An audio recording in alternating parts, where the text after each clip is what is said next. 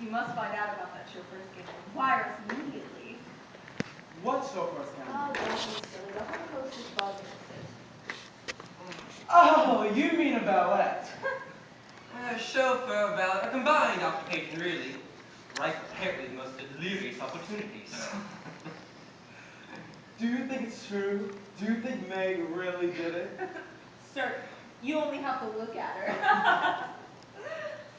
Don't be catty, Stella. As Maid Bainbridge has been consistently odious to me, I don't see why I shouldn't be as catty as I'd like. After all, it's not as if poor chap is going to be staying with women or anything. Well, it serves him right. Oh, Meg isn't bad. She just has an unfortunate manner. To be not bad with an unfortunate manner is not enough. You sound a bit scratchy this morning. Compared to last night, this is purring.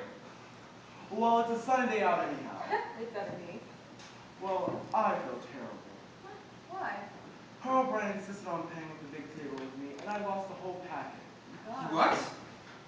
She never ran more than 2 coups except for once, and it ran by the 4th and it passed 11 times. God, chaps.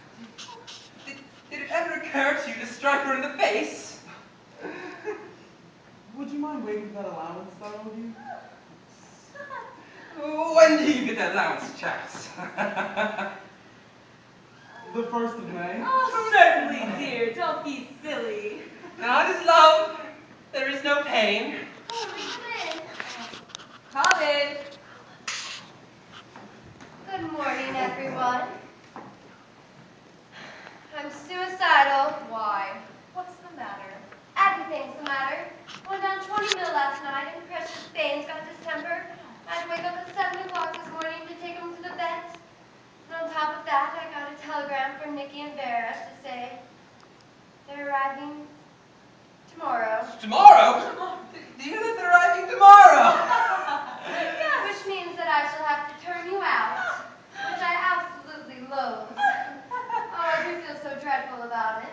And it also means that I shall have to put up Dolly because, well, of course, you... Oh, well, why don't you put off Nikki and Vera? Oh, Bob would never forgive me. He absolutely worships Nikki. They talk about international finance. Oh, I do feel so dreadful about it. Oh, don't. It means that I'll have to go to the Lorings anyhow. Yes, dear. But I do enjoy you guys being here. You're the nicest guests I've ever had in my life. Yes. Well, do you mind if I take one of your lumps of sugar? By all means, take the whole bowl. Well, we have overstayed frightfully, but... Well, we can go to Vents for lunch if you guys would like to come. Well, we shan't be ready in time. I can leave the small car for you. Irving and Pearl want to buy some of that awful pottery.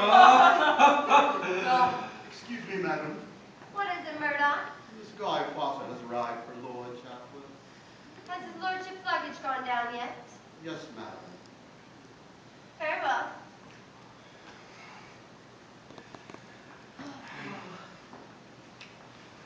Goodbye, Stella. Goodbye. Goodbye, Toby. Goodbye. Goodbye, chaps. Goodbye. And by the way, do you have any messages? I don't have any for her. None that I could possibly send her. I shall see you off. And don't forget to write in the book. Give Guy a drink. Oh, he's probably had 3 already. Come on, Elena.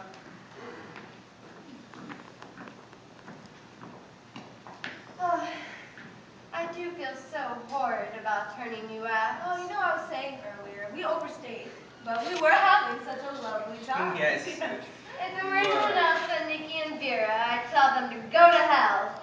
But Bob really does have to discuss business with Nikki, and, well, I know you understand perfectly. Of course we do. Of course. When are they arriving? Tomorrow, around 12:30. I think it's best that we meet in the main square. I have to pop and see chaps off, but I'll have a car waiting for you around 12:30, okay? All right. You do understand, don't you? Of course we do. Toodaloo. Dear Alan! I've done everything but throw down to the dry! We must think. God, I must use Don't you dare.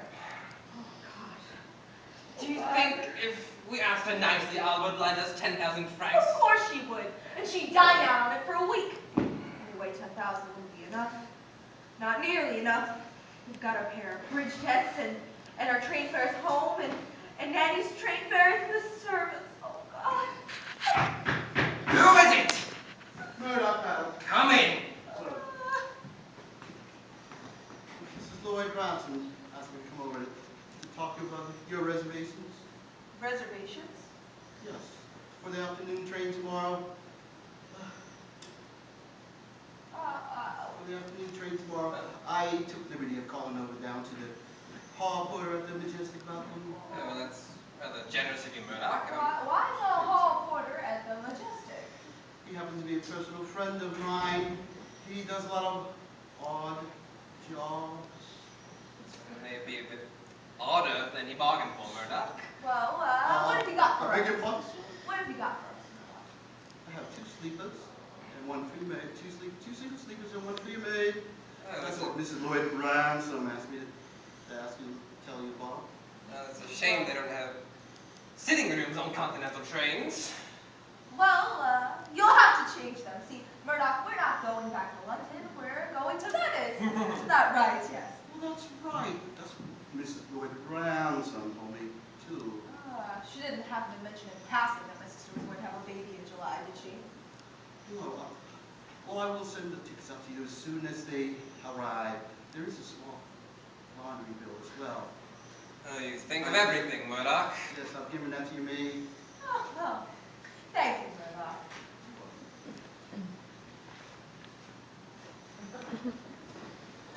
Dear Alice! God. Last night.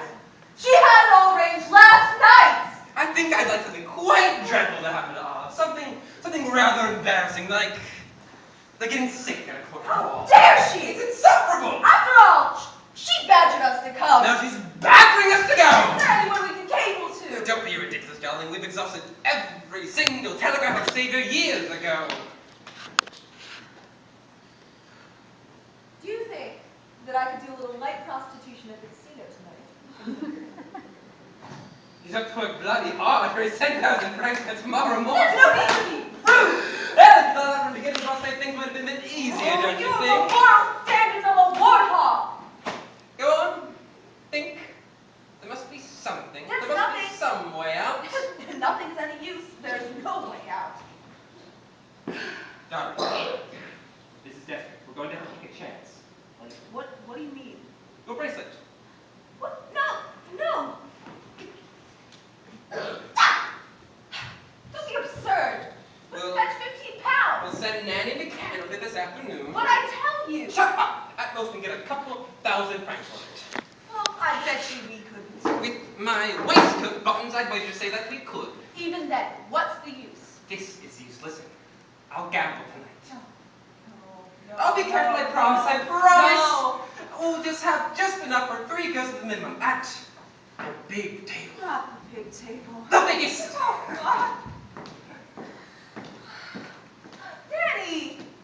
Nanny, we're in the most awful trouble. I don't wonder why you got on a beautiful day as today. Then take these, quick.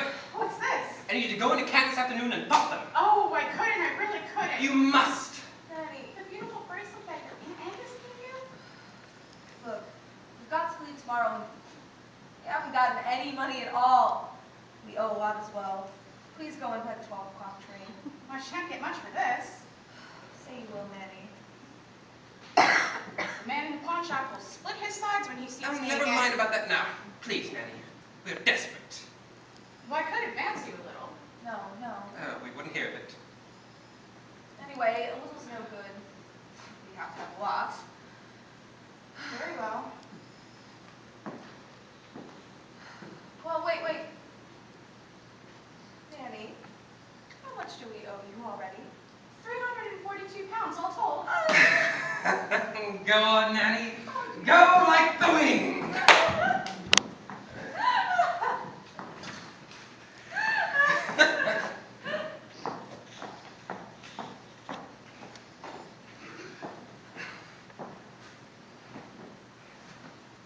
You'll lose it.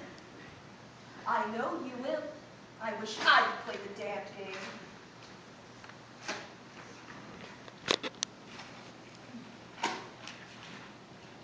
Now here's something interesting. Mr. and Mrs. Eugene B. Ogland arrived from Paris with their daughters Helen and Maurice at the Hotel